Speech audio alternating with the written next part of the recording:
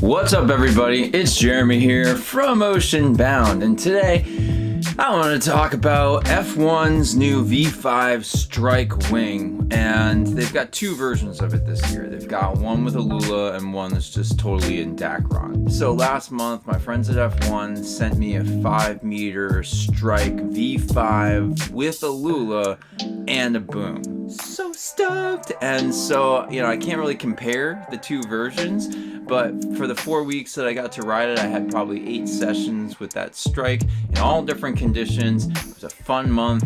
I was totally stoked, and I wanted to tell you what I thought. So in general, let's just start out with the thing looks sweet. Like, it's a slick wing. It's pretty much all like blackish, with like that yellow pop on the front of the leading edge, and then the strut is like that signature yellow Aluula, and then it's just got this like really nice clean white F1 in the front of the canopy that just like pops. It's nicely done. So obviously one of the first things that you notice is the Aluula that's on the front of the canopy. I guess they're basically doing this for lightness and also responsiveness, but I'm just gonna be honest here, it's really hard for me to wrap my brain around this little strip down the leading edge and how it could basically give you some type of noticed increase in responsiveness. So it bugs me. It feels like it's marketing.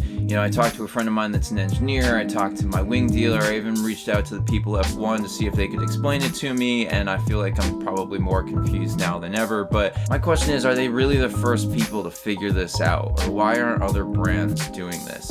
Putting a strip of Aluula on the leading edge, or I believe F1 calls it the sweep control panel now. So, they say you get dynamic and precise control of the wing's sweep angle by improving tension control. So thus, the trailing edge remains taut, guaranteeing stability, upwind abilities, speed, and long-lasting performance over time. And then they also say the specific construction of the leading edge, incorporating 2 or 3 different materials and weights depending on the wing's model, allows for its stiffness and flex to be managed perfectly and naturally throughout the entire ride. I mean, sweet. It's cool. Time will tell. Like I said, it's a stretch for me, but I'm just gonna have to take their word on it. The Aluula in general is a little lighter. The weight savings that you have for just having this little strip on the leading edge has got to be pretty small. We're talking like just a couple grams, because Aluula is 103 grams and their Dacron that F1 uses is either 158 grams or 178 grams. So it's not like it's even a half meter of Aluula on that leading edge. So I mean, you're really just talking about a handful of grams here. The strut though is fully Aluula, and you're definitely getting some weight savings there. The PSI on the Aluula and the Dacron versions are both 10 PSI. Honestly, like on a Dacron version of a wing, that when I blow it up to 10 PSI, I never feel like it flexes at all. So I assume that the Aluula is stiffer, but I'm just not sure if the need is there. It's really probably just more about the weight savings. The shape is very straight. From what I can tell, it's the same diameter from the Dacron and the Aluula versions. Okay, so I'm done talking about Aluula. On the rest of the canopy, the layout of the panels are different. You've got heavier Dacron in the middle of the leading edge, and then this like kind of 4x2 rectangular, heavier ripstop material. The canopy is mostly your typical double ripstop, and the trailing edges are this micro ripstop. I'm not a huge fan of that micro ripstop. I feel like it stretches faster than some of the other materials, but maybe that was just me. Also on the front of the wing, where the canopy meets the trailing edge, there's this micro ripstop, and there's a little bit more kind of around the strut. They still have a low diffuser in the V5, but it appears to be smaller and slimmer than previous versions, and this is another part of the design that I don't really agree with, but the smaller they make it, the less I care. For weight, it looks like the newer versions of the Dacron are slightly heavier than the V4 versions, but this Aluula version is definitely about 0.1 kg under what the last V4 version was in a 5-meter. The dihedral's decent. It looks like it's slightly less than what they had last year. I kind of wish companies would start listing their dihedral angles. That would help me wrap my brain around it a little better. But I do feel like F1 kind of nailed it in this V5 version, because it's just enough to make it stable when it's drifting. It's got a little bit of progressive power, but it's still flat enough to be able to slide around sideways and get a ton of power and just be like super high performance.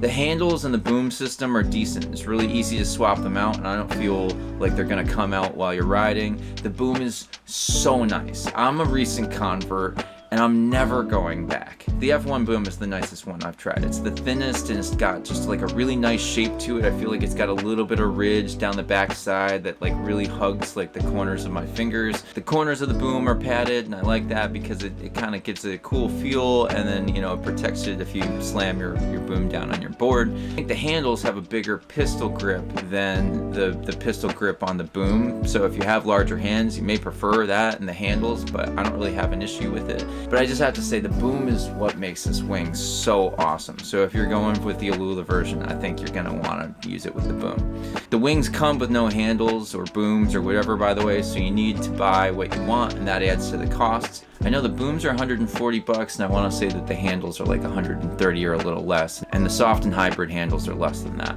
You do get a pump adapter, by the way, and you also get a leash, and I love F1's leash. Thank you, F1. So the last thing to mention is cost. If you're going to get the Dacron 5-meter version, it's going to cost you, with the boom, $14.09 MSRP, but the Aluula 5-meter version would cost you $18.39 MSRP. So that's over $400 just to get the Aluula version.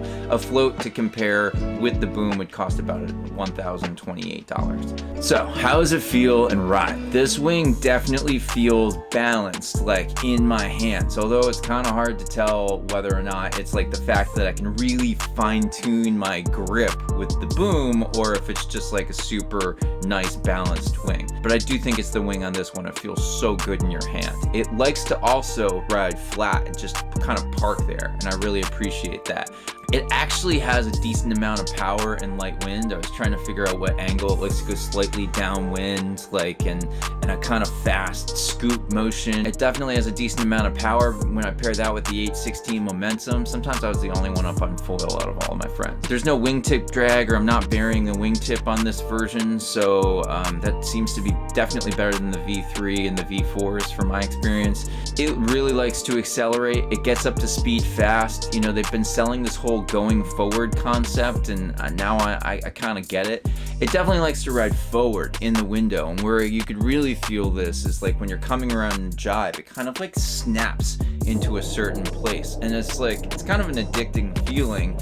And it's so nice and predictable that you can kind of use it to gain a little momentum as you're like coming out of a jibe. So that's cool. I feel like the wing has a great range. The high end is easy to kind of shut off the extra power when it's getting wild, and then it loves going fast at the same time.